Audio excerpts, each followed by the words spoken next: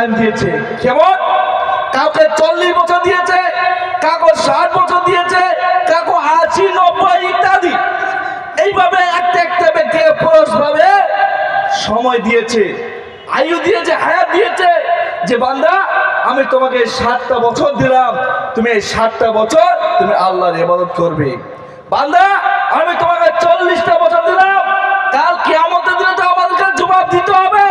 সেখানে যখন আমলনামা খাতা হাতে ধরে দিবে যে বান্দা তোমার এই আমলনামা খাতা ধরো, এই আমলনামা তুমি সমস্ত পাপ কাজ করেছিলে, একটা ভালো কাজ করনি। তোমাকে দুনিয়াতে আমি 60টা বছর সময় দিয়েছি, আজকে এসে দাও, তুমি আজকে আমার জবাব দাও। এটা আমরা দিতে পারবো, সেদিন দিতে পারবো না। সেদিন আমরা 2টা মিনিটে জবাব দিতে পারবো না, তাহলে 60টা বছর অনেক লম্বা সফর। ব্রাদার ইসলাম, কিয়ামত তো হবে, এই দুনিয়া ধ্বংস তো হবে। আপনারা জানেন এই দুনিয়া ধ্বংস হবে কি হবে না?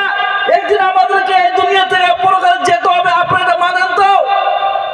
আমরা এটা মানি যে আমরা এই দুনিয়া ছেড়ে পরকালে একদিন আমাকে চলে যেতে হবে। এই দুনিয়া থাকার জায়গা নয়, এই দুনিয়া একটা মহব্বত, এই দুনিয়া একটা মায়া। এই মায়ার মধ্যে আমরা, মহব্বতের মধ্যে, ভালোবাসার দুনিয়ার মধ্যে আমরা ঢুকে আছি।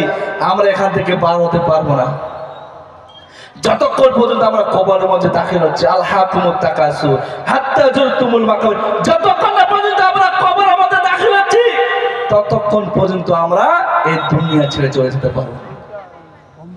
ব্রাদার ইসলাম, আজকাল আমাদের সময় থাকা সত্ত্বেও আমরা মসজিদকে ভুলে গেছি।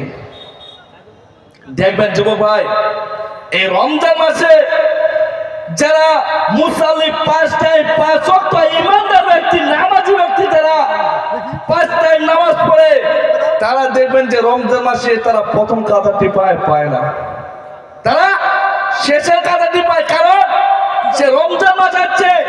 দেখবেন যে যারা কোনোদিনও মসজিদ দেখেনি, যারা কোনোদিনও মসজিদে নামাজ পড়তে যায়নি, তারাই দেখো প্রথম কাতারে গিয়ে তারাবি নামাজ পড়ার জন্য রেডি হয়ে আছে।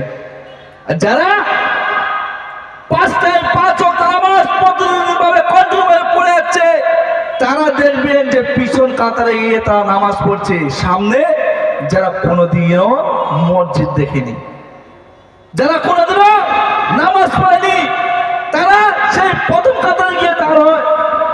তাহলে যুবক ভাই, আপনার একটু মাথার মধ্যে চিন্তা করে দেখুন, শুধু কি রমজান মাসে কি আমাদেরকে নামাজ ফরজ করা হয়েছিল যে শুধুমাত্র রমজান মাসে তোমরা নামাজ পড়বে, বাকি 5 টাইম তোমাদেরকে নামাজ পড়ে রাখবে না? বাকি তোমার 11 মাস সময় দিলাম, তোমাকে 11 মাসে নামাজ পড়তে হবে না। শুধুমাত্র একটা মাস, সেটা হলো রমজান মাস, তোমরা নামাজ পড়ে বাকি 11 মাস নামাজ পড়াবে না। আল্লাহ বলেছিল? বলেনি? আল্লাহ তো 82 জায়গায় বলেছে, এক জায়গায় 2 জায়গায় নয়, 82 জায়গায় নামাজের কথা উল্লেখ করা আছে। যে মুসলমান, এই ইমানদারগণ, এই মুমিন ব্যক্তিগণ, আমি 82 জায়গায় কোরআনের মধ্যে নামাজের কথা উল্লেখ করেছি। তবু আজকে আমরা মসজিদকে ফাঁকা দেখি কেন? আজকে তো বিশাল আকারে মসজিদ তৈরি করি, টাইল বসে আমরা মসজিদ তৈরি করি, কত বিভিন্ন ডিজাইন বলে আমরা মসজিদ তৈরি করি, কিন্তু দুঃখের বিষয় এটাই যে শোটা নাই। 4300। তাহলে ব্রাদার ইসলাম, এত মসজিদ তৈরি করে কি লাভ যদি শোটা না থাকে? শুধু কি বিভিন্ন জায়গা থেকে নামাজ পড়তে আসবে আর বলবে না অমুক জায়গায় গেলাম, কত একটা সুন্দর মসজিদ দেখলাম, মন জুড়ে গেল, কিন্তু মুসাল্লি নাই। শুধু শুক্রবারে খুরমা খাবার এবং পোলা খাবার জন্য মসজিদে আমরা যাই না? যাই। যারা কোনোদিনও মসজিদ দেখেনি, তারা শুক্রবারে আগাম যাবে। কি জন্য? বাপের জন্ম খুরমা খায়নি, বাপের জন্ম পোলা খায়নি, তারা যাবে শুক্রবারে প্রথমে শুধু কি খুরমা খাওয়ার জন্য। আপনি কি বাপের জন্ম খুরমা খাননি? শুক্রবার আপনি নামাজ পড়তে যাচ্ছেন কেন? আল্লাহকে কি জবাব দিতে যাচ্ছেন? আল্লাহকে দেখার জন্য যাচ্ছেন যে আল্লাহ আমি নামাজ পড়তে যাচ্ছি, আজকে শুক্রবার, আজকে আমি প্রথম কাতারে গিয়ে নামাজ পড়ব। আল্লাহকে আপনি দেখার জন্য যাচ্ছেন, বাকি 5 টাইম কি ঘরের মধ্যে কি মোবাইল চালা? ঘরের মধ্যে কি মোবাইল চালা? যুবক ভাই, লজ্জা থাকা দরকার। আমরা মানুষ হয়ে জন্মেছি যুবক ভাই, পশু হয়ে তো জন্মাইনি। আল্লাহ আমাদেরকে 2টা হাত দিয়েছে, আল্লাহ আমাদেরকে 2টা চোখ দিয়েছে,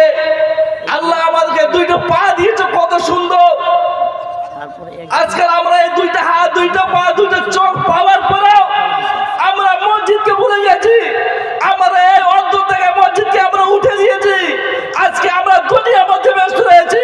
যুবক ভাই, একটা কথা বলেন, এই দুনিয়ার মধ্যে যারা আমরা মৃত রয়েছি, এই দুনিয়ার মধ্যে যতগুলো ইনকাম করছি, টাকা পয়সা, বাড়ি গাড়ি, ধন দৌলত করে আমার সন্তানের জন্য, কিন্তু আপনার যখন দুইটা চোখ বন্ধ হয়ে যাবে যুবক ভাই, আপনাকে আপনার ছেলে বেঁচে আর করবে না, আপনার বাড়ির ভাই, আপনার বাড়ির বড় ছেলে আপনাকে আর মনে করবে না।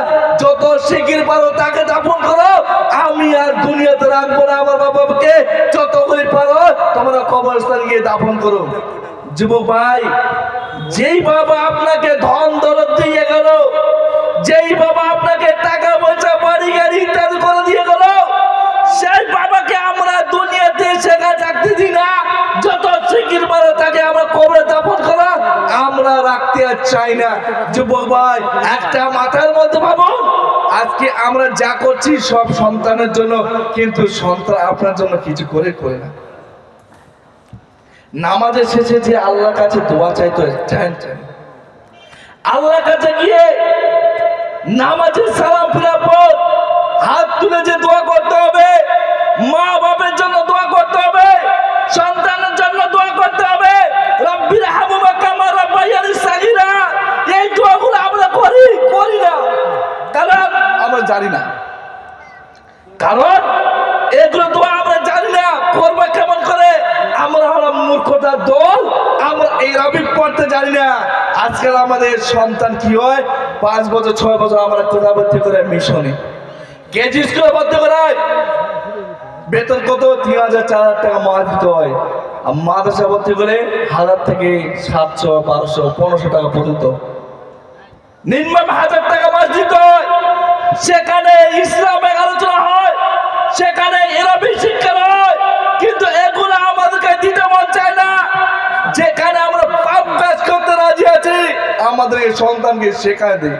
যুবক ভাই, একবার মাথায় আপনি চিন্তা করে দেখুন, 1 থেকে 12 পর্যন্ত 12টা বছর আমরা যে বাংলা সাবজেক্ট, বাংলা বিষয় ইত্যাদি বিভিন্ন বই থেকে পড়াশোনা করি, আপনি একটা নেকি পেয়েছেন? কোন জায়গায় লেখা আছে যে তুমি এই ওয়ার্ডটি পড়লে তুমি একটা নেকি পাবে? কোন জায়গা নাই। তাহলে আমরা ওইদিকে কেন বেঁচে আছি? আমরা কেন ওইদিকে এগিয়ে আছি? আমাদেরকে একটা টার্গেট রাখতে হবে, আমাদেরকে এরাবি সাবজেক্ট নিয়ে পড়াশোনা করতে হবে। কিন্তু আজকাল আমরা একমাত্র মূল গোড়া হলো আমাদের বাবা